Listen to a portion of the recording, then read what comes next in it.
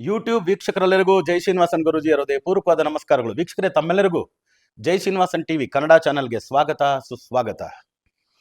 ಗುರು ಬ್ರಹ್ಮ ಗುರು ವಿಷ್ಣು ಗುರರ ದೇವೋ ಮಹೇಶ್ವರ ಗುರು ಸಾಕ್ಷಾತ್ ಪರಬ್ರಹ್ಮ ತಸ್ಮೈ ಶ್ರೀ ಗುರವೇ ನಮಃ.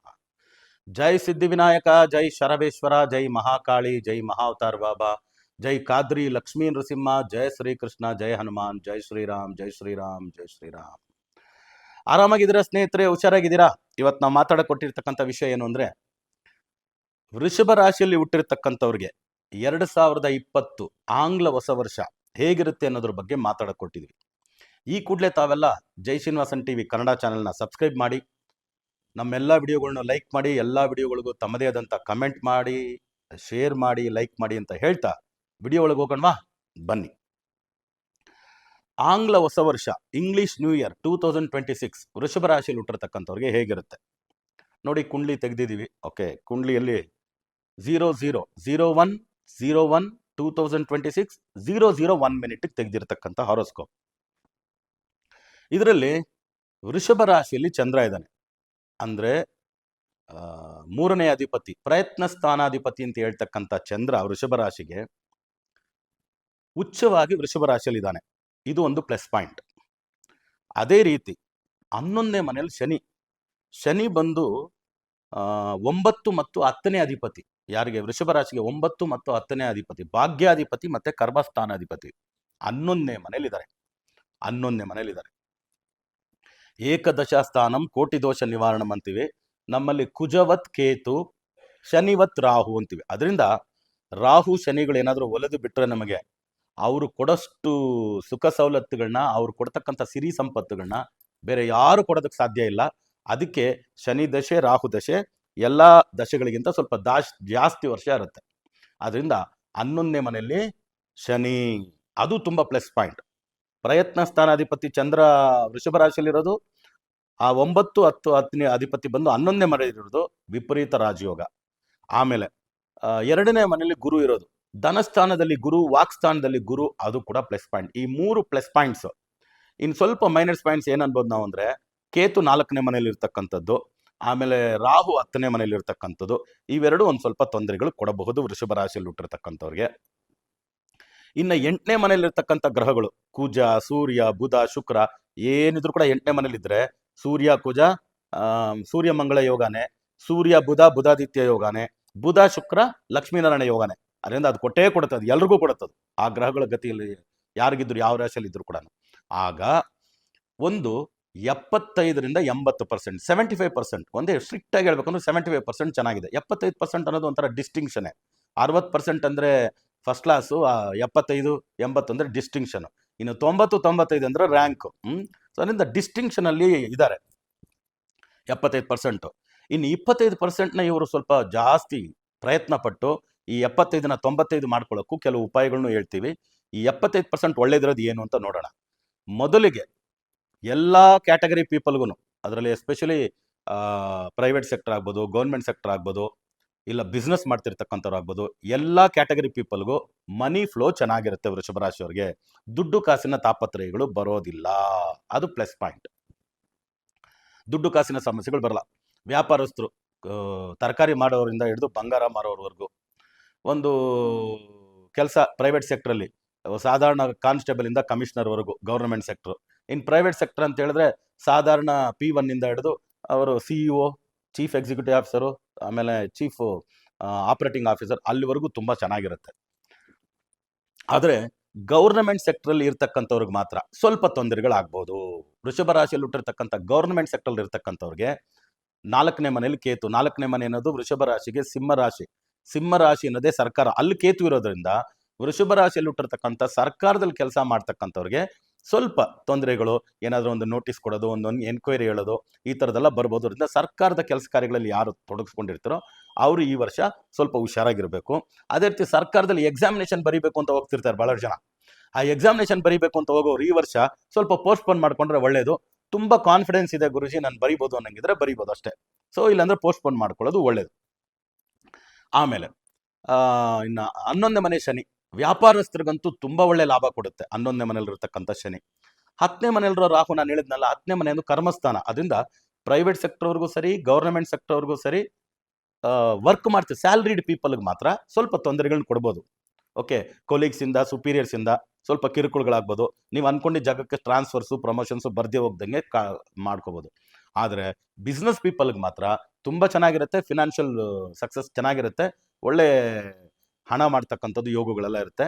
ಅದರಲ್ಲಿ ಎಸ್ಪೆಷಲಿ ಭೂಮಿ ಸಂಬಂಧವಾದಂಥ ರಿಯಲ್ ಎಸ್ಟೇಟ್ ಮಾಡ್ತಕ್ಕಂಥವ್ರು, financiers, cinema actor, actresses, cine ಫೀಲ್ಡಲ್ಲಿ ಇರ್ತಕ್ಕಂಥ ಎಲ್ಲರೂ, ಅದು ಕ್ಯಾಮ್ರಾಮನ್ ಆಗ್ಬೋದು, ಅವರು ರೈಟರ್ ಆಗ್ಬೋದು, ಸಿನಿ ಫೀಲ್ಡಲ್ಲಿ ಕೆಲಸ ಮಾಡ್ತಿರ್ತಕ್ಕಂಥವ್ರು, ಆರ್ಟಿಸ್ಟ್ ಅಂತ ನಾವೇನು ಕರಿತೀವಿ, ಅದರಲ್ಲಿ ಸಿನಿಮಾ, ನಾಟಕ ಬರೆಯೋರು, ರೈಟರ್ಸು, ಒರೇಟರ್ಸ್, ಇವರೆಲ್ಲರಿಗೂ ಭಾರಿ ಒಳ್ಳೇದಾಗುತ್ತೆ. ಎಜುಕೇಷನಲಿಸ್ಟ್ ಅಂತ ಹೇಳ್ತೀವಲ್ಲ, ಅವ್ರಿಗೂ ಭಾರಿ ಒಳ್ಳೇದಾಗುತ್ತೆ. ಸೊ ಇವೆಲ್ಲ ಕ್ಯಾಟಗರಿನಲ್ಲಿ ಅದರಲ್ಲಿ ಜ್ಯುವೆಲ್ರಿ ಮಾಡ್ತಿರ್ತಕ್ಕಂಥವ್ರು, ಆಮೇಲೆ ಕಾಸ್ಟ್ಯೂಮ್ಸು, ಕಾಸ್ಮೆಟಿಕ್ಸು, ಇವರೆಲ್ಲರಿಗೂ ಕೂಡ ಭಾರಿ ಒಳ್ಳೇದಾಗ್ತಕ್ಕಂಥ ಯೋಗಗಳಿದೆ. ಸೊ ಆಲ್ಮೋಸ್ಟ್ ಎಲ್ಲ ರೀತಿಯೂ ಒಳ್ಳೇದು ಹೇಳಿದೀವಿ.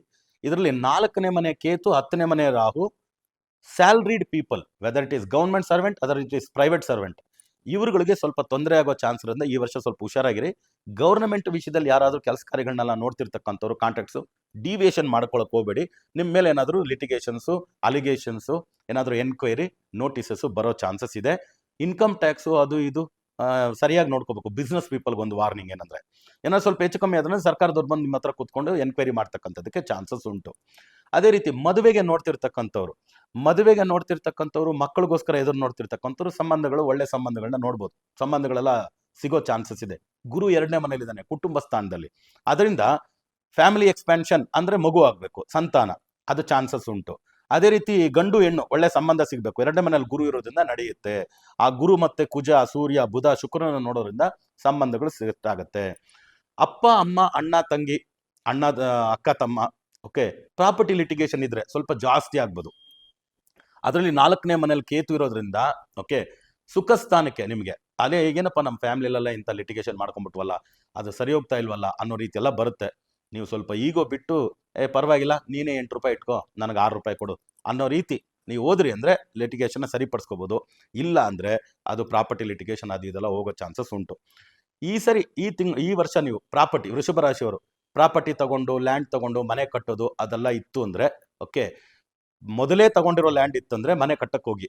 ಓಕೆ, ಲ್ಯಾಂಡ್ ಇವತ್ತು ತಗೊಂಡು, ಸೈಟ್ ತಗೊಂಡು ಈ ಸರಿ ಮನೆ ಕಟ್ಟಕ್ಕೆ ಹೋಗ್ಬೇಕಂದಾಗ ಸ್ವಲ್ಪ ತೊಂದರೆಗಳು ಬರ್ಬೋದು. ಯಾಕಂದರೆ ಕೇತು ಇರೋದ್ರಿಂದ ಸ್ವಲ್ಪ ತೊಂದರೆ ಬರ್ಬೋದು.